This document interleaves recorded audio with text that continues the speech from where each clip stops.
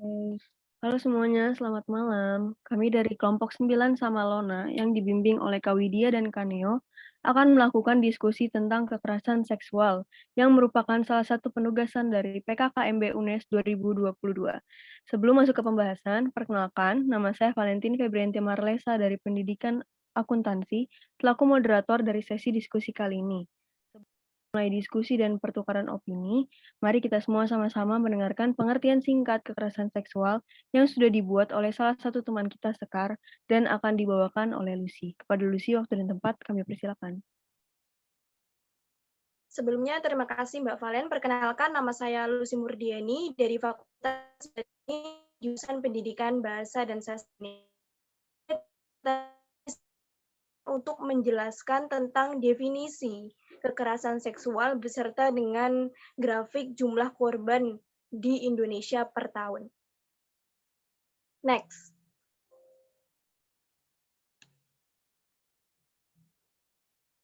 Untuk definisi kekerasan seksual sendiri, dilansir dari laman website Kemendikbud, kekerasan seksual adalah setiap perbuatan merendahkan, menghina, melecehkan, dan atau menyerang tubuh dan atau fungsi reproduksi seseorang karena ketimpangan relasi kuasa dan atau gender yang berakibat atau dapat berakibat penderitaan psikis dan atau fisik termasuk yang mengganggu kesehatan reproduksi seseorang dan hilang kesempatan melaksanakan pendidikan dengan aman dan optimal.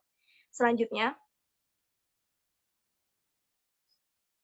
dapat dilihat dari data kekerasan seksual.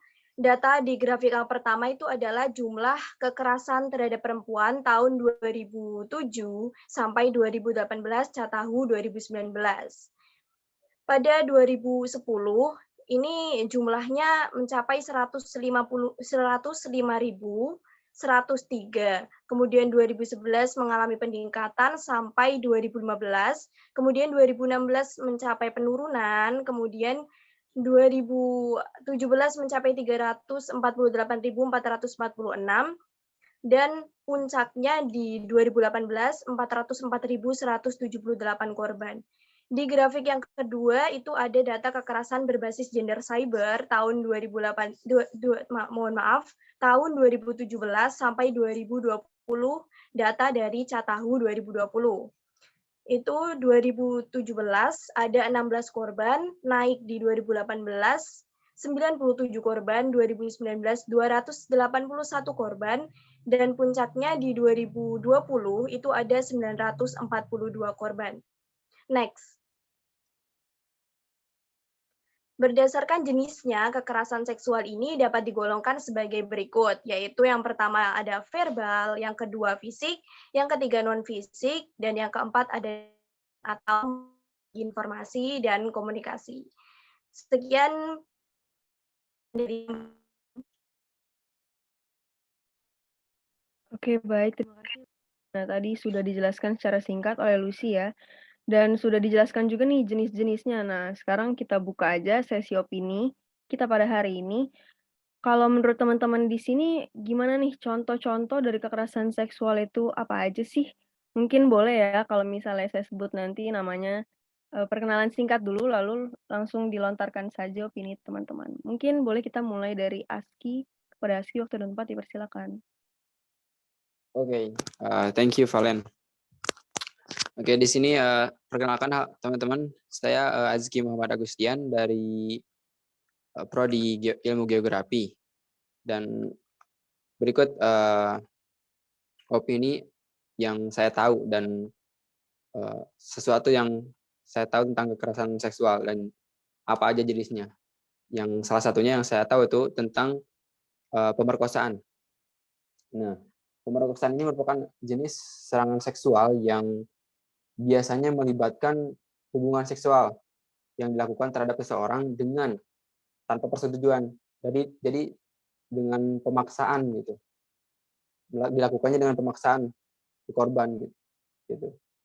Dan perbuatan tersebut dapat dilakukan dengan kekerasan fisik, dengan cara pemaksaan, penyalahgunaan wewenang, atau terhadap orang yang tidak mampu memberikan persetujuan yang sah, seperti orang yang lumpuh, yang buta, yang tidak sadarkan diri, atau orang-orang lain yang mempunyai kekurangan. Dan yang saya tahu juga dampak dari kekerasan seksual ini dapat menyebabkan korban itu yang pertama itu merasa cemas pastinya. Merasa cemas, yang kedua merasa depresi, dan yang terakhir yang pasti mungkin setiap korban terima yaitu rasa trauma dari yang dilakukan oleh si pemerkosa itu. Ya, mungkin itu opini atau salah satu jenis kekerasan seksual yang saya tahu.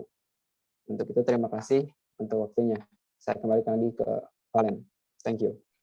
Baik, terima kasih Aski atas kesediaannya untuk mengutarakan opininya. Mungkin sekarang kita boleh langsung lanjut aja ya ke Faudi. Kita mau kenalan, lalu Faudi silakan boleh utarakan opininya. Silakan Faudi. Ya, terima kasih Valen. Perkenalkan, saya Faudi Rahmatriyadi dari Prodi Teknik Sipil. Hari ini saya akan beropini tentang kekerasan seksual, yaitu intimidasi seksual. Intimidasi seksual adalah tindakan yang menyerang seseorang yang dapat menimbulkan rasa takut dan gangguan psikis pada seseorang. Pada umumnya, korban pelecehan seksual atau kerap yang mengalami intimidasi seksual akan mendapatkan gangguan secara psikis yang dapat menghilangkan kepercayaan diri serta dapat menimbulkan rasa trauma. Itu saja yang saya tahu tentang intimidasi seksual. Terima kasih atas waktunya. Saya kembalikan kepada Valen. Oke, terima kasih Faudi. Selanjutnya kita mau dengar opini dari teman kita Asti. Kepada Asti, waktu dan tempat dipersilakan. Oke, terima kasih Valen atas waktunya. Sebelumnya, perkenalkan nama saya Asti Hanafi dari Prodi Pendidikan IPS. Menurut saya, kekerasan seksual ada beberapa jenis. Di antaranya yang saya ketahui adalah pelecehan seksual. Nah, pelecehan seksual itu sendiri adalah suatu tindakan yang tidak diharapkan, sehingga menyebabkan seseorang merasa tidak nyaman, merasa risih, dan terganggu, serta dilakukan dengan cara memaksakan sesuatu yang bersifat seksual. Penyebabnya seringkali diawali dengan pelaku yang merasa memiliki kekuasaan lebih terhadap korban dan keinginannya mencari kesempatan. Nah, pelaku pelecehan seksual sering menganggap hal ini itu sepele dan hanya sekedar guyonan. Padahal sebenarnya ini itu adalah masalah yang sangat serius. Terlebih lagi, kalau korban pelecehan seksual itu akan merasakan dampak pada fisik maupun psikis, dan itu tuh nggak mudah buat dihilangkan atau disembuhkan. Nah, ada beberapa cara untuk menghadapi pelecehan seksual bila udah terjadi nih, kayak melakukan tindakan yang bisa mencegah terjadinya pelecehan seksual itu sendiri, seperti memberitahu bahwa yang dikatakan tersebut itu nggak pantas untuk dibicarakan atau menjauh dari sumber kemungkinan pelecehan seksual terjadi. Pelecehan seksual itu juga bisa terjadi di mana aja loh, baik di lingkup pertemanan, tempat kerja, tempat kuliah, dan dimanapun kita berada. Jadi kita harus tetap waspada. Terima kasih, itu saja yang dapat saya sampaikan. Saya kembalikan ke Valen. Baik, terima kasih Asti. Aku setuju banget nih kalau pelecehan seksual itu bisa terjadi di mana saja dan biasanya khususnya di lingkup pertemanan itu pelakunya berlindung di balik kata guyonan. Kita sebagai generasi terpelajar harus bisa lebih peka terhadap sesama dan menciptakan lingkungan yang aman dan nyaman bagi rakyat ya. Oke, terima kasih. Selanjutnya mungkin kita bisa dengar nih dari teman kita Muflika. Silakan Muflika. Oke, makasih Valen waktunya. Perkenalkan, nama aku Muflika Citra Utami dari Pendidikan Bahasa Arab. Oke. Di sini aku menyampaikan opini aku tentang kekerasan seksual. Salah satunya ada eksploitasi seksual, yaitu segala bentuk pemanfaatan organ tubuh seksual atau organ tubuh lain yang untuk tujuannya mengambil keuntungan semata. Nah, pada eksploitasi seksual ini paling populer adalah eksploitasi seksual anak yang sering kita sebut dengan SK. Bentuk-bentuknya itu ada berbagai macam. Yang pertama ada pornografi anak, prostitusi anak, perkawinan anak untuk tujuan seksual, perdagangan anak untuk tujuan seksual, dan eksploitasi anak itu menimbulkan dampak yang negatif. Yang Pertama ada terhadap fisik. Pada kondisi fisik menimbulkan luka pada anak tersebut. Dan pada kondisi psikologis dapat menimbulkan depresi, rasa bersalah, dan dapat menyebabkan anak itu bunuh diri. Nah, mungkin itu saja Valen yang dapat aku sampaikan. Terima kasih. Oke, terima kasih banyak Muflika. Selanjutnya kita mau kenalan dan ngobrol-ngobrol nih sama Imelda. Silakan Imelda. Oke, terima kasih Valen. Sebelumnya, perkenalkan nama saya Imelda Lelan Syafina dari Prodi Pendidikan Fisika.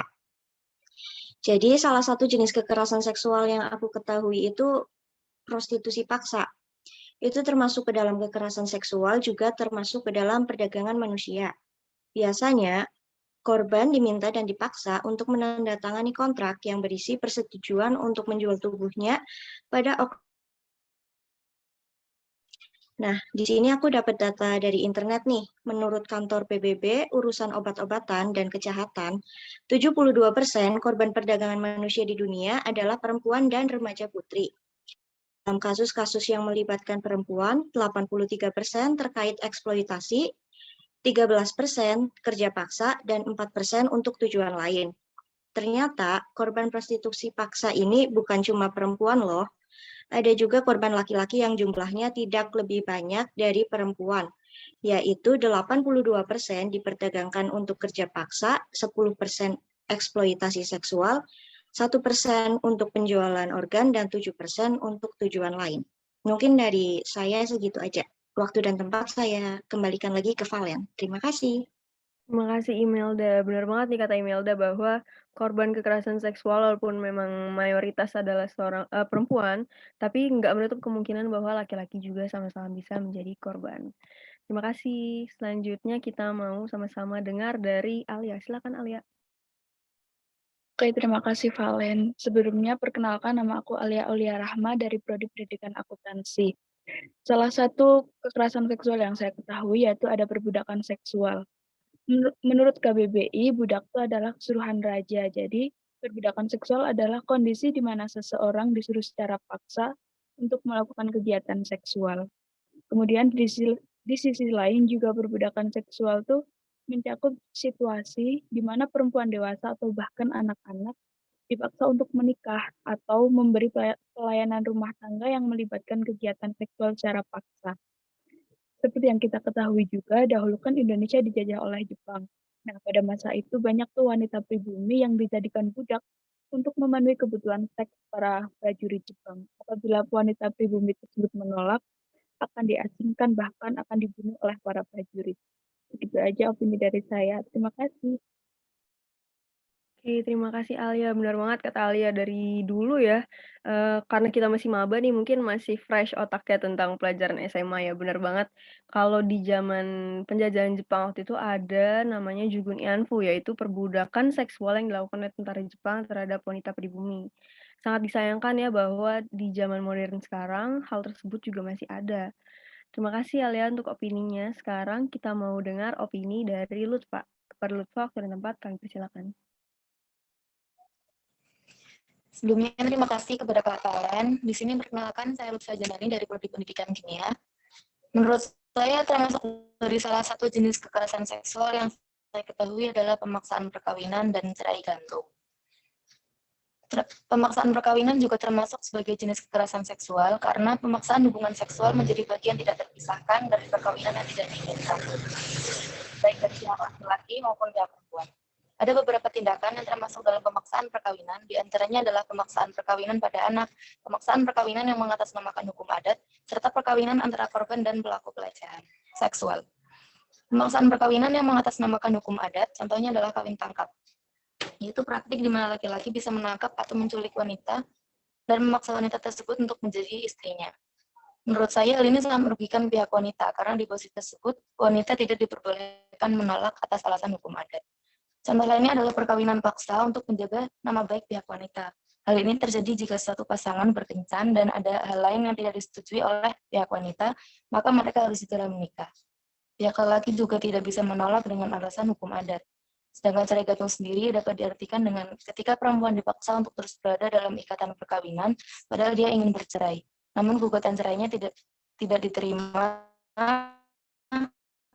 atau ditolak dengan berbagai alasan, baik dari pihak suami maupun otoritas lainnya. Dan hal ini sangat merugikan pihak istri karena dia bisa mendapat perlakuan hubungan seksual secara paksa, sedangkan gugatan cerainya tidak disetujui. Mungkin itu saja salah satu jenis kekerasan seksual yang saya ketahui. Selanjutnya saya kembalikan kepada Kak Khalid. Terima kasih. Baik, terima kasih Lutfa atas kesediaannya. Selanjutnya kita mau kenalan dan dengar opini dari Mila. Kepada Mila dipersilakan. Oke, makasih ya Valen. Sebelumnya perkenalkan dulu, nama aku Jili Mila Azari dari Prodi Pendidikan Bahasa dan Sastra Indonesia. Aku akan nyampaikan salah satu opini aku tentang kekerasan seksual. Nah, yang aku tahu dari kekerasan seksual itu salah satunya adalah pemaksaan kehamilan. Yang dimaksud pemaksaan kehamilan itu sendiri adalah suatu kondisi ketika perempuan dipaksa dengan kekerasan maupun ancaman kekerasan untuk melanjutkan kehamilan yang tidak dia kehendaki. Selain itu juga, ketika suami menghalangi istrinya untuk menggunakan kontrasepsi, sehingga perempuan itu tidak dapat mengatur jarak kehamilannya. Pemaksaan kehamilan ini berbeda dimensi jika dibandingkan dengan kejahatan terhadap kemanusiaan. Terus contoh pemaksaan kehamilan ini tuh perempuan korban perkosaan dan suami yang melarang istrinya untuk menggunakan kontrasepsi. Segitu dulu opini dari aku kembaliin lagi ke Valen. Oke, terima kasih Mila atas opininya. Kita sekarang mau dengar opini dari Feni. Silakan Feni. Baik, terima kasih Valen atas waktunya. Sebelumnya perkenalkan, nama saya Feni Amanda Primasari dari Prodi Pendidikan Bahasa dan Sastra Indonesia. Pada kesempatan kali ini, saya akan menyampaikan sedikit opini saya mengenai pemaksaan aborsi. Pada dasarnya, aborsi merupakan suatu tindakan menggugurkan kandungan untuk mengakhiri kehamilan. Menurut saya, tindakan ini merupakan tindakan yang bersifat ilegal untuk dilakukan.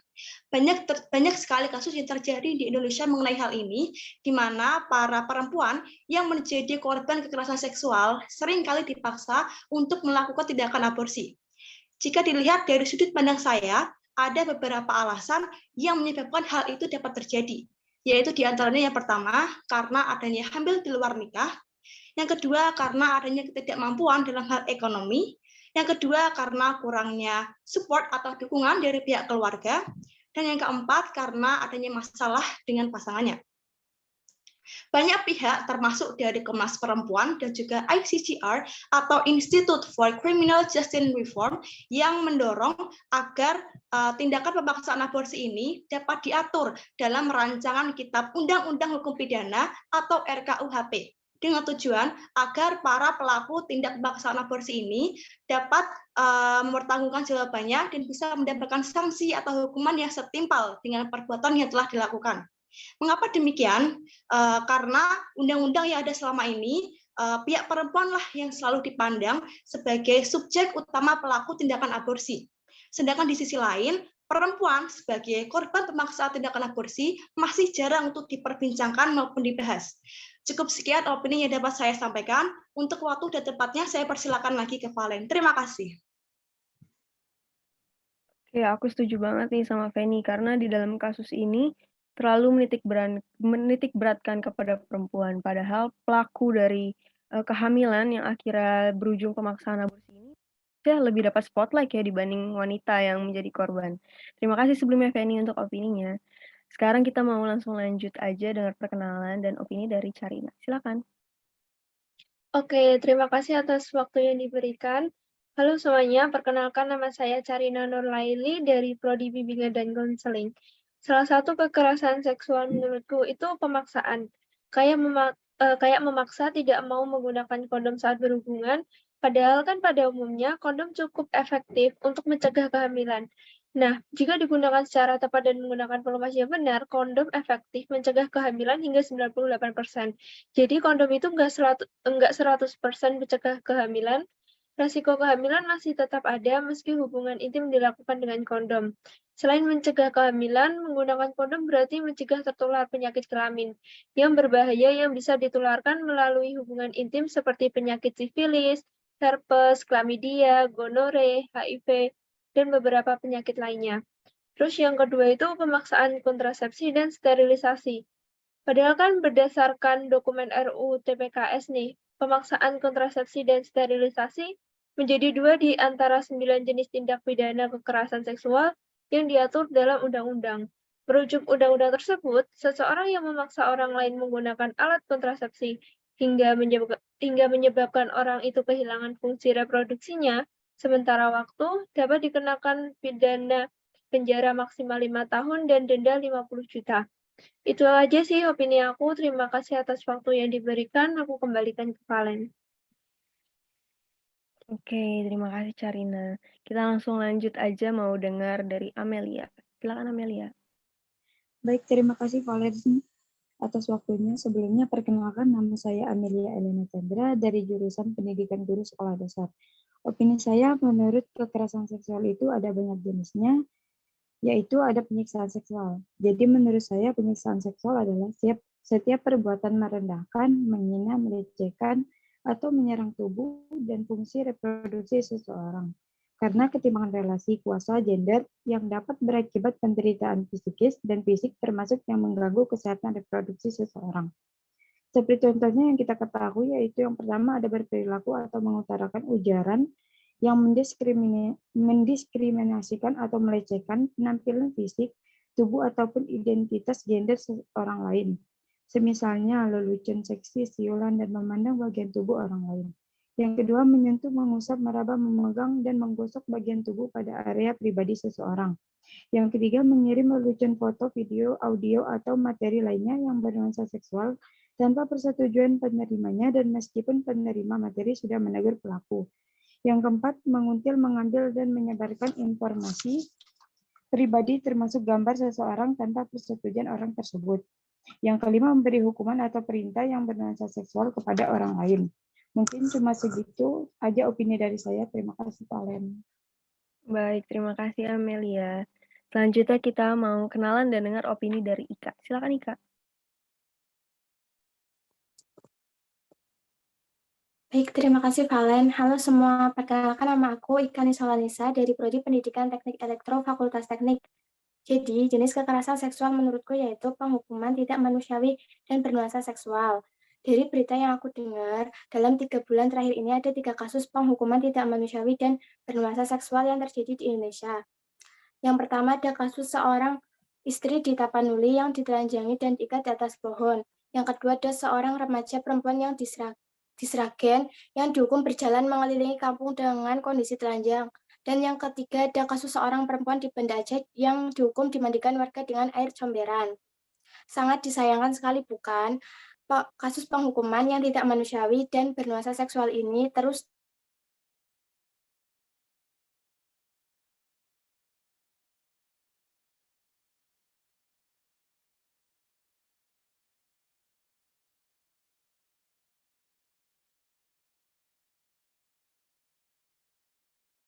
(1998). Aku sangat berharap Komnas Perempuan mampu mendesak pemerintah untuk mencegah tindak penghukuman yang tidak manusiawi dan bernuansa seksual kembali terulang di masa depan.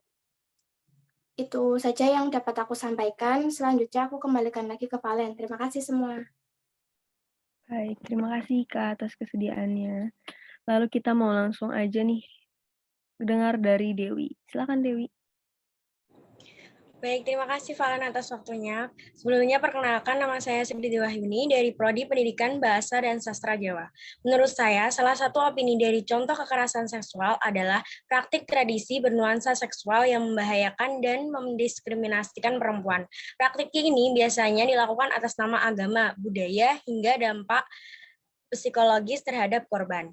Contoh penerapan tradisi ini adalah female genital mutilation atau sunat perempuan. Sunat perempuan atau female genital mutilation adalah ritual pemotongan atau pengangkatan sebagian atau seluruh bagian luar alat kelamin wanita atau vulva. Terima kasih, itu saja opini saya. Waktu dan tempat saya kembalikan ke Valen. Oke, terima kasih banyak Dewi.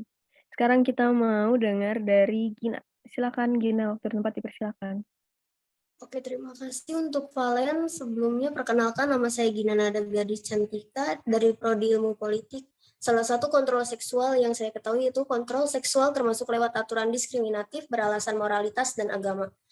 merupakan cara berpikir di dalam masyarakat yang menempatkan perempuan sebagai simbol moralitas komunitas, membedakan antara perempuan baik-baik dan perempuan nakal, dan menghakimi perempuan sebagai pemicu kekerasan seksual menjadi landasan upaya mengontrol seksual dan seksualitas perempuan.